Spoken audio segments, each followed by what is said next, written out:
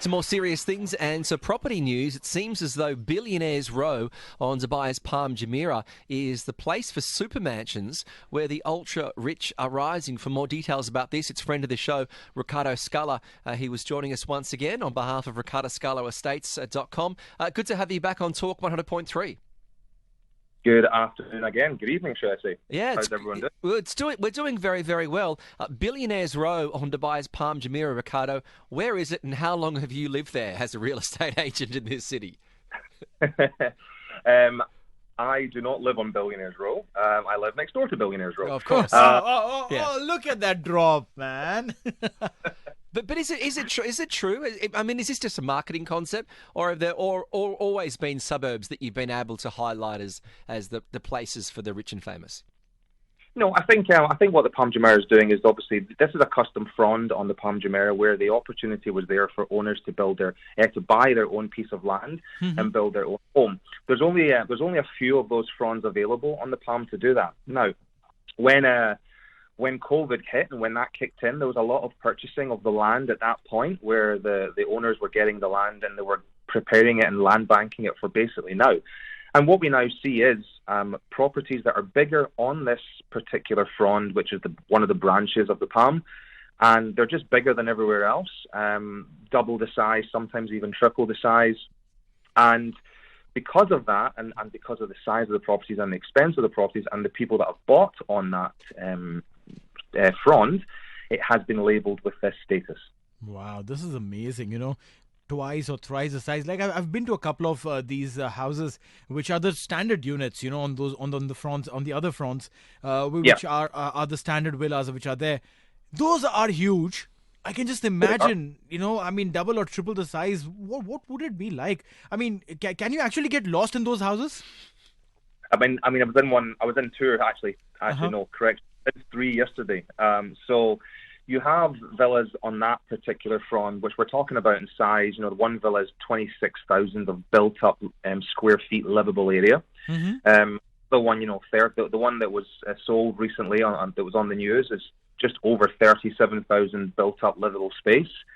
And you've got other properties, 11,000, 14,000, 17,000. It's all just big properties with basements and entertainment spaces. When it comes down to this ultra elite level worth of money, there's so many options to buy property. Hong Kong, New York, whether you're Fifth Avenue, if you're wanting parts of London. What is the attraction about having the money in Dubai? The price per square foot that you're paying. So there really is better value for money in Dubai than some of those traditional cities. Yeah, 100%.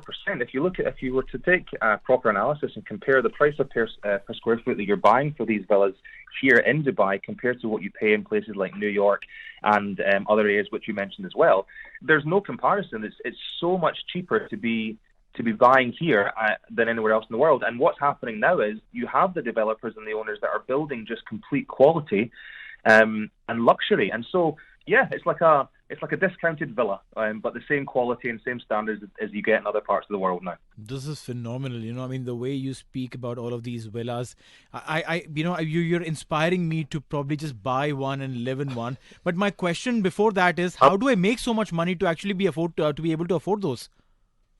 I mean, listen, the world's a big place, right? And there's so many successful business owners and entrepreneurs all over the world. And we've had the discussion as well that Dubai is attracting so many new people to this city, and there's so many new billionaires, let's say, coming to this city. I don't know the official statistic, but I did read it in the news a week or two ago, that the number of new billionaires that have entered into Dubai. And it's one of these things where it's not going to stop. People are going to keep coming because Dubai is now up. People are now recognizing this city as a major destination to come and live. When we look at a lot of these properties, I know certainly back home in Sydney, there are some streets that are vacant because a lot of investors are literally parking their money by owning the property. When it comes here, how many of the owners of these ultra-luxury properties are actually living in them? I think that the honest answer to that question is I do not know. But I can tell you from experience with some of my clients that I've helped buy these big, expensive luxury properties over the year. Like one of my clients purchased a beautiful luxury villa, and he's only stayed in it for 2 weeks in the past 18 months. Wow.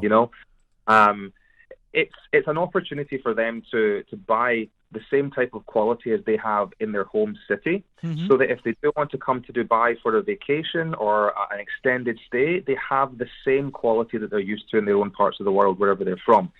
When you are operating at that level of wealth, that's what you're looking for. You're looking for things to help you relax and replicate your living scenarios in different parts of the world. And the good thing is now is that Dubai is now building these type of properties, and it's making it very appealing for these type of homes to be sold to these high net worth individuals.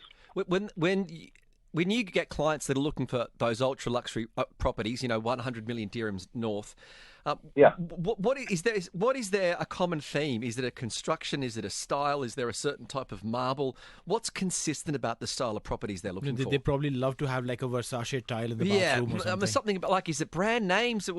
What do you need to be in there consistent to all the properties?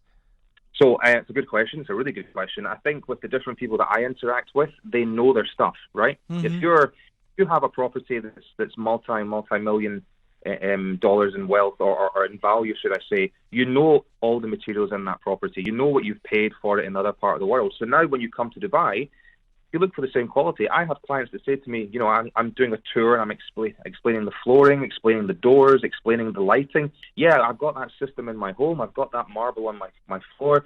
I know the doors. They're from Italy, and they're a specific style. They know more than most people know because they've already purchased it in their part of the world. So when you're building quality now here in Dubai, you do have to take a moment to really think, what am I going to put in my home? What am I going to put in this property that makes it stand out from the other properties, or at least bring it up to the level that people are looking for these days at this super high end? If you do that, and if you're conscious of being able to fit out your home that way, then you're going to be absolutely fine. Absolutely fine. Ricardo, you're making me feel so poor by talking about all of these things. It's just heartbreaking. I'm just now trying to crack a code that will probably now break me out of this bearings and get into the Billionaires Row. Simple as that. Now my hustle mode has been hyper-activated now. Well, do you know what? What I find really interesting is when I talk to all these different high net worth clients, and of course there's a lot of confidentiality that goes on, but the one thing that always seems to be the same with everyone is that they've all, to be honest with you, the majority of them all start from very humble beginnings. Perfect. And they all focus and they work super hard, and they've caught their break in life, and they've taken full advantage of it, and they understand that with this wealth that they have acquired in their lifetime, they want to make sure that they enjoy their life and they enjoy their lifestyle.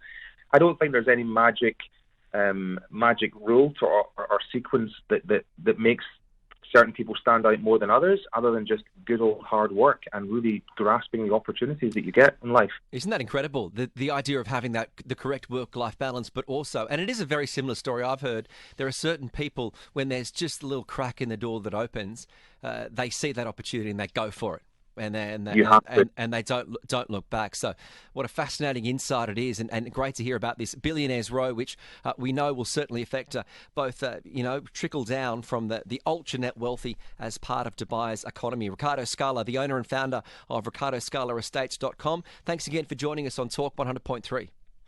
Always a pleasure, gentlemen. Thank you very much for having me. No problem. Thank you. Thank you very much. So popularly known as Billionaires Row, the Frond on Palm Jumeirah is home to the most expensive villa ever sold in Dubai. In October, the villa was sold for 302.5 million dirhams, surpassing the previous record of 280 million. It's an 8-bedroom ultra luxury villa on 4 levels. Just an extraordinary property. It's amazing, the 4 levels. I don't understand this. To fill up the entire 4 levels, how many members in the family do you need to have? Well, how many members of the family need to have their iPads? Because it's the only way you're going to communicate with one another is by sending someone a message 4 stories up. Dinner's ready. Come downstairs. No, seriously, no. If you put my mum there, she'll still shout, "Neil, dinner's ready!" TSB.